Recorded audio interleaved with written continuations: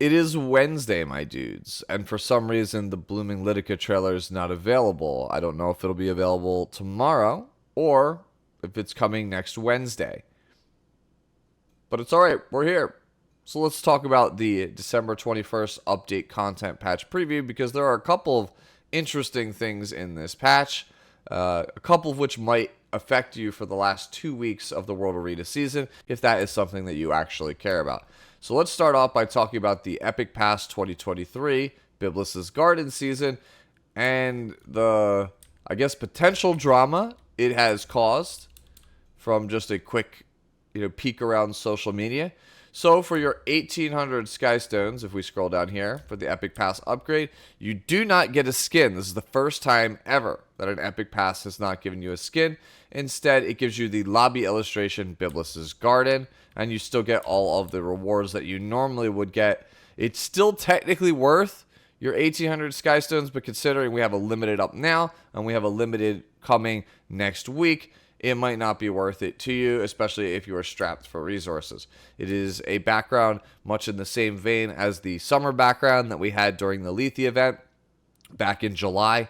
So if you want a unique background with some cool interactions with the sprites, then by all means pick it up. But I can tell that for some of you, this Epic Pass is going to be an epic pass, if you will. And that's because the skin is usually the highlight of the Epic Pass. It's the main reason to actually buy the thing. Now, on one hand, I could see this from Smilegate's perspective because making a new skin for a character, just off the top of my head, let's say we were going to make one for, Payra, right? If you wanted to make a new Payra skin, the new sprite that you have to draw and the new S3 animation that you have to do for the skin for it to look good and look presentable is almost the same exact resources it would take you to draw Moonlight 5-star Payra and potentially her animations as well. There might be more of a budget because it's, a newer character, so they expect a more extravagant S3 out of it. But for the most part, Moonlight 5-stars are just reused assets like newer sprites, and that takes resources out of the team at Super Creative, right?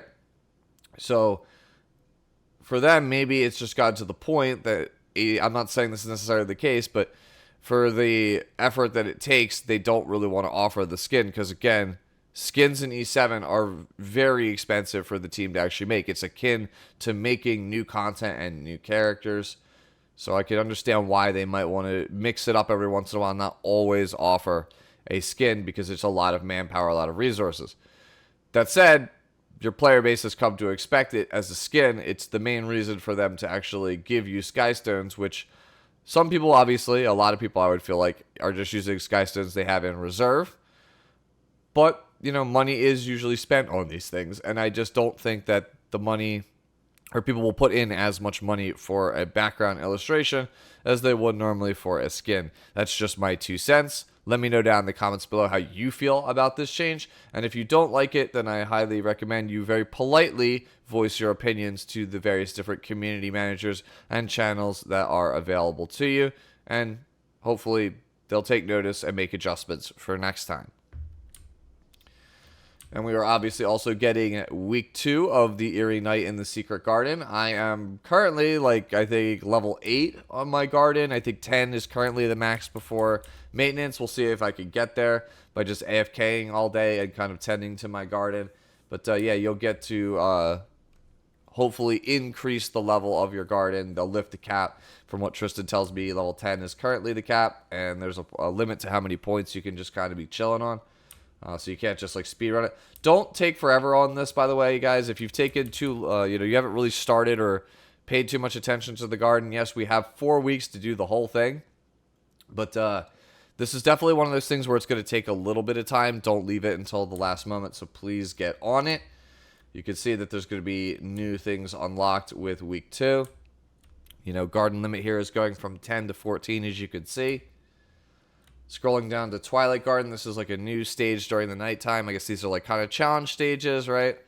It's one-time only battle content, which means that if it's kind of difficult, I'll probably put up a guide for this. Let me know down in the comments if this is something you're going to want a guide for. I just don't know how difficult it'll actually be.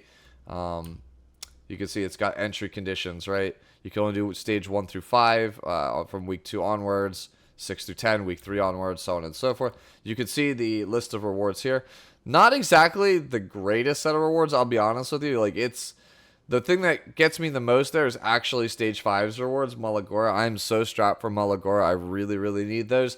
But, like, overall, when you look at this, right, it's basically 2 Malagoras, like, half of a multi and a galaxy summon with the returning Mana Stone at the very end.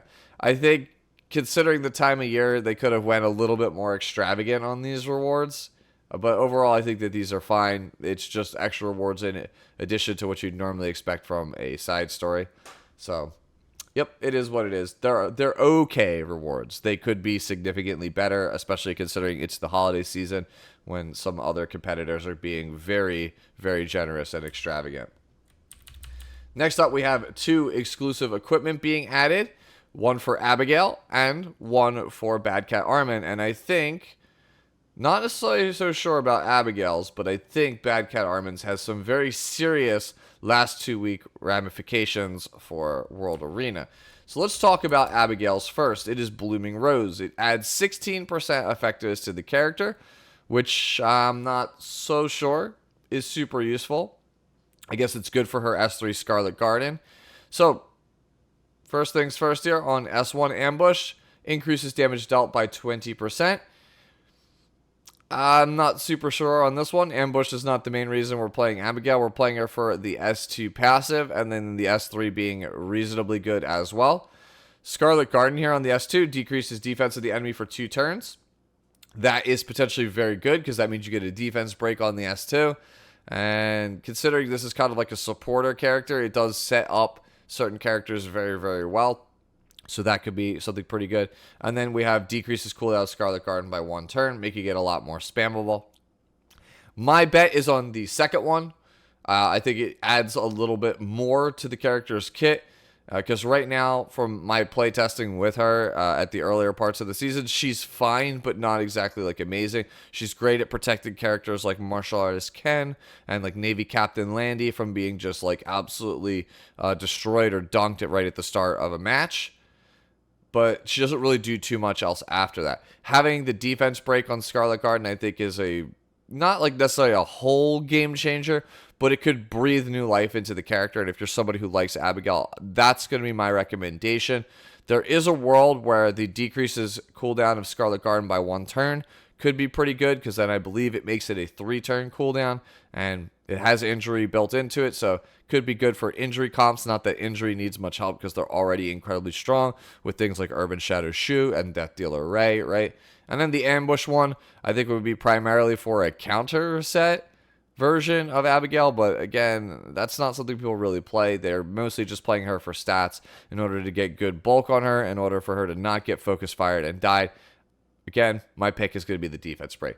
Now let's move on to Bad Cat Armin, a character that I absolutely love. If you remember, over the summer, I did the No Hunt Challenge, which, by the way, I never got around to finishing that video series. I will try to make that a priority in 2024 to get that last video out, and then also resume that series, because I did have a lot of fun with it, and that is largely because Bad Cat Armin is so cool. She is so fun. Now, you can see the EE on your screen now. Bad Cat Stamp gives 10 speed. We always talk about this here whenever we talk about exclusive equipments. 10 speed means you should stand up and take notice of it, because it could potentially change the entire character. They could be meta-defining and very meta. Bad Cat Armin has 115 base speed for a warrior. Bad Cat Stamp means that she basically has 125 speed to start. And after adjustment, I think it's going to be like, what, 121, like the equivalent of like 121, 122 base speed. So Bad Cat's going to be faster than Conqueror Lilius with this change to exclusive equipment. And her S1, or I'm sorry, her S3, my bad, is that it is actually a provoke, right? And it gives her a 2-turn defense buff and also a barrier for the entire team. And if you recall, if she gets provoked and hit, it counters with the person that is in the front. And need I remind you, we're in a meta where the characters that you could play in the front line are things like Spectre Tenebria, who has a pseudo AoE S1. Abyssal Euphine, who has a strong AoE S1 that gets a ton of value after her fighting spirit fills, and this fills it faster. Navy Captain Landy, another fighting spirit character with a strong S1 that's potentially very game breaking. So you now have a very, very fast opener that enables pretty much the prominent DPS that are played in the format. So I do expect this to actually see play. As for which option, let's talk about them. The first one is on the S1, Are You Ready? It increases the provoke chance by 10%. Don't really think that's particularly going to break the bank. I don't believe this brings the provoke chance to 100%. I believe it's like either going to be 60 or 85%, one of those two numbers. I don't have them offhand. The second one here is on the S3, is that it increases the barrier strength by 30%, which is very good because chunky barriers are very good in making sure you don't take damage early on in a game. But the one that it's most likely going to be is decreases buff durations of the target by 1 turn when using the S3. This effect is applied before inflicting provoke. So yeah, immunity ain't saving you, boys. I can absolutely see people building a very, very fast 300 plus speed Bad Cat Armin with these changes. People have done it in the past. There's famously a clip of Genazad being cleaved by a like 300 speed Bad Cat Armin. And that was kind of a meme. Haha, very, very funny, right? But that's about to be reality, I think. And I don't think exclusive equipments are restricted for the last 2 weeks of the RTA season.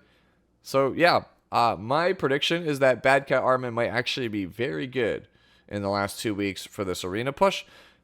We'll see how other people handle it. I'll let the Elf Mages and Valkies of the world figure this one out because they actually have speed gear, unlike me. But it would make me so happy to see this character be a mainstay in World Arena because I just think she's cool. And at some point, I hope to commission some emotes for her for not only YouTube memberships, but Twitch subscribers as well. You can see we have an Arunca banner. It's Arunca. It's very whatever. Winter Holidays Lobby theme change. I wish that this thing actually happened earlier in the month. I really think next year, Smilegate, guys, try to get the World's End Pub Christmas edition out earlier in the month. I think at this point here, having it only for like 10 days from the 21st after maintenance to 31st is kind of... You're missing the spirit, right, of the season. Like, we all get hype about this time of year going into, like, I would say, like, from December 10th onwards is when you really start to feel it. I think doing it this day, like, you know, only, like, 4 or 5 days before Christmas, it's not exactly the best. Number 6 is another really potential big one here. 5-star heroes Byblis balance adjustments. Basically, everyone has... weighed in on this character, felt she's very 5 out of 10. Kind of not great in World Arena, and it's a limited character and one for the end of the year at that. A Christmas unit, if you will. So best believe that they are going to try to make sure that this character is viable. So as you can see, the 5-star hero Byblis will undergo balance adjustments. Please refer to the upcoming balance adjustment preview for more details, and it will be added later. They don't say exactly when this will be. This is just an announcement to let you know now.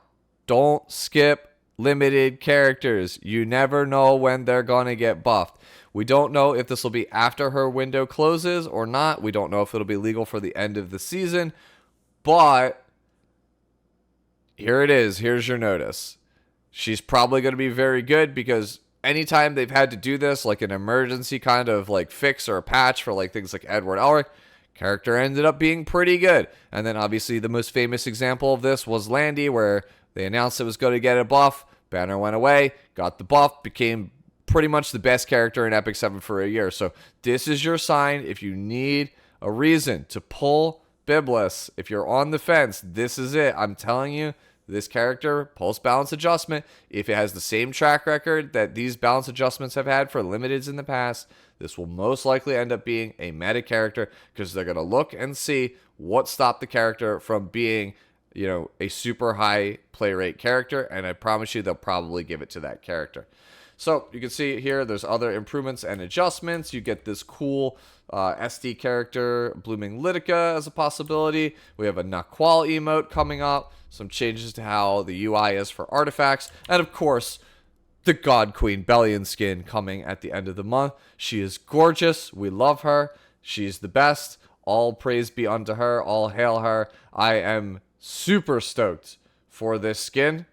I cannot wait to use it. In fact, I will probably set my profile picture and my background to this gorgeous skin for a while after I get it. So, if you need any help in World Arena getting this gorgeous skin, feel free to reach out to me sooner rather than later. I might release a little video with some tips and tricks to try to help you out, but I just don't know if it'll be something I can absolutely get done in time, because there's a lot of other projects that have to get finished up before the end of the year, including 2 more how to play guides that you all voted on, as well as the end of year review. So a lot of good content on the channel coming in the next week or 2. So stay tuned. Have a wonderful day, and I'll see you hopefully very soon for how to play Abyssal Euphine.